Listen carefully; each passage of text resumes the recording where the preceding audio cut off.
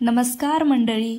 तर आज आपण बघणार आहोत ते म्हणजे मॅक्रोनी पास्ता कसा बनवायचा ते.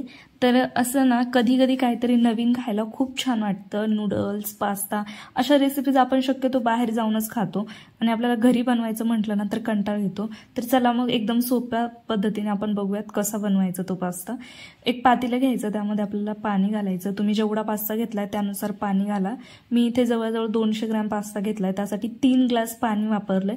तर पाण्यामध्ये थोडंसं तेल आणि मीठ टाकून घ्यायचं. छान असं आपल्याला हे बॉईल म्हणजे थोडंसं उकळी येते ना त्या टाईपमध्ये आपल्याला हे पाणी करून घ्यायचं. आणि आता इथे आपल्याला आपण जेवढा पास्ता घेतला तेवढा आपल्याला पास्ता या पाण्यामध्ये सोडून घ्यायचा आहे आणि एकदा त्याला पूर्ण व्यवस्थित असं ढवळून घ्यायचं आहे, म्हणजे जो पास्ता असतो तो आपल्या भांड्याला खाली चिटकणार नाही.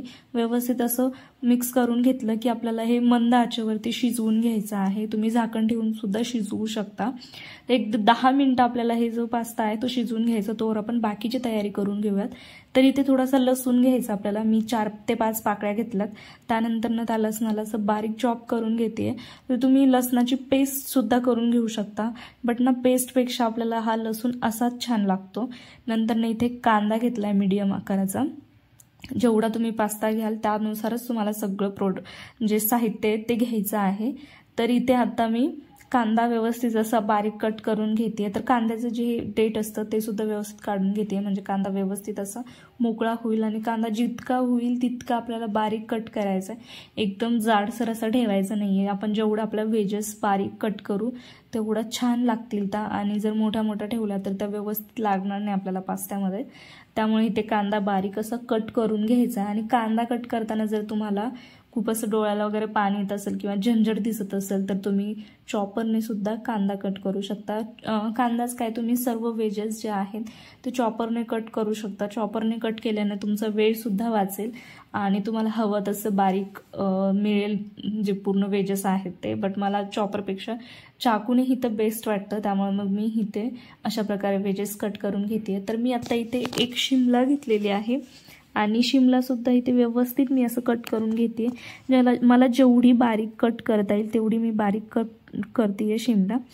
तर शिमलाचे तुम्ही उभे काप सुद्धा करू शकता, जसे आपण नूडल्समध्ये घालतो त्या टाईपमध्ये. पण मी इथे असं बारीक कांद्यासारखे कट करून घेते. आणि शिमलाच्या ज्या बिया आहेत त्या सुद्धा काढून घ्यायच्यात आपल्याला.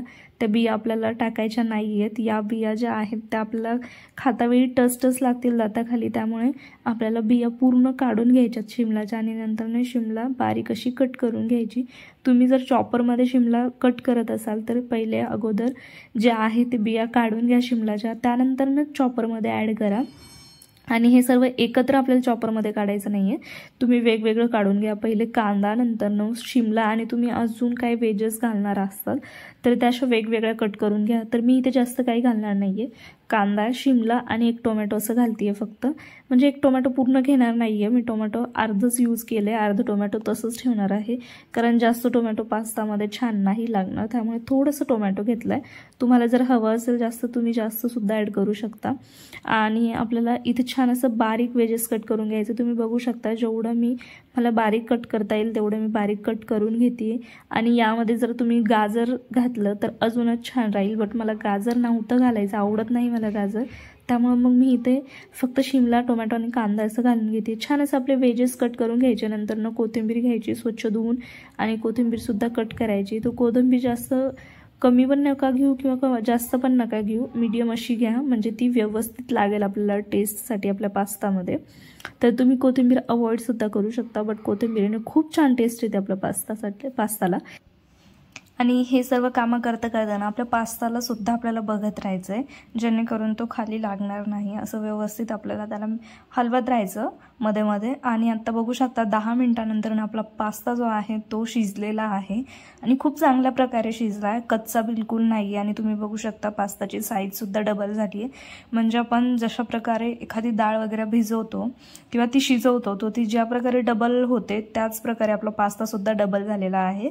तर या अंदाजाने तुम्ही पास्ता घ्या जेव्हा बनवाल तेव्हा, म्हणजे तुमच्या घरामध्ये जेवढे लोक आहेत त्यानुसार तुम्हाला पास्ता घ्यायचा. आणि एवढी गोष्ट लक्षात ठेवायची की हा जो पास्ता आहे तो शिजवल्यानंतर डबल होणार आहे, तर त्या हिशोबाने घ्या. आणि हा आत्ता पास्ता जो आहे तो काढून घ्यायचा आहे, यातलं पाणी पूर्ण आपल्याला नितळून घ्यायचं आहे। तुम्ही चाळणीमध्ये सुद्धा टाकू शकता, जी आपली पुरण चाळणी वगैरे आहे।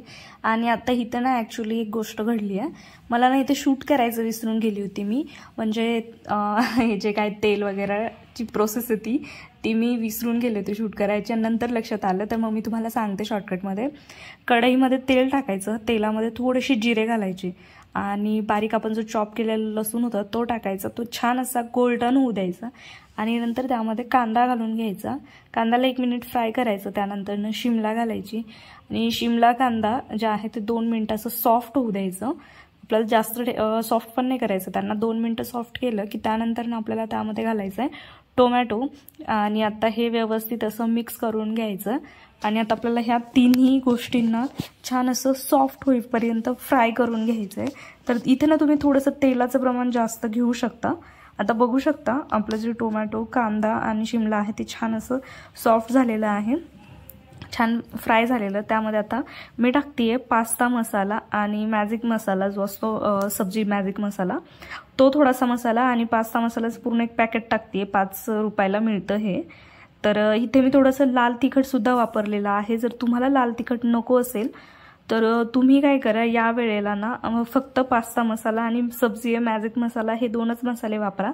त्या मसाल्यांमध्ये तिखट आणि मीठ दोन्हीही असतं, त्यामुळे तिखट नाही वापरलं तरी चालेल, बट मला थोडासा ना असा स्पायसी पास्ता खूप जास्त आवडतो, त्यामुळे मग मी तिखट घातलंय। आणि आपल्याला इथे मीठ घालायची गरज नाही, कारण आपल्या पास्ता मसाल्यामध्ये ऑलरेडी मिठाचं प्रमाण असतं आणि आपण पास्ता शिजवताना सुद्धा मीठ घातलेलं आहे, त्यामुळे मग आपल्याला इथे मीठ अवॉइड करायचं। जर तुम्हाला वाटतच असेल मिठाची गरज तर तुम्ही थोडंफार मीठ घालू शकता। आणि आता जी कोथिंबीर आपण कापून घेतली होती ती कोथिंबीर मी यावरती टाकून घेतेय।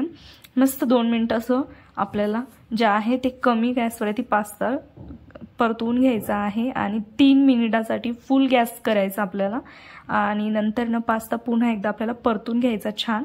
आणि आपला जो पास्ता आहे तो अशा प्रकारे रेडी आहे। तर मी आता सर्व करायला घेतेय आणि हा पास्ता तुम्ही नाश्त्यासाठी किंवा इव्हिनिंग स्नॅक म्हणून सुद्धा बनवू शकता किंवा डिनरसाठी सुद्धा बनवू शकता। खरंच खूप छान लागतो। मॅक्रोनी जो पास्ता आहे तो तुम्ही नक्की बनवून बघा, कसा वाटला नक्की सांगा। त्याचबरोबर चॅनलला सबस्क्राईब, व्हिडिओला लाईक आणि कमेंट शेअर नक्की करा।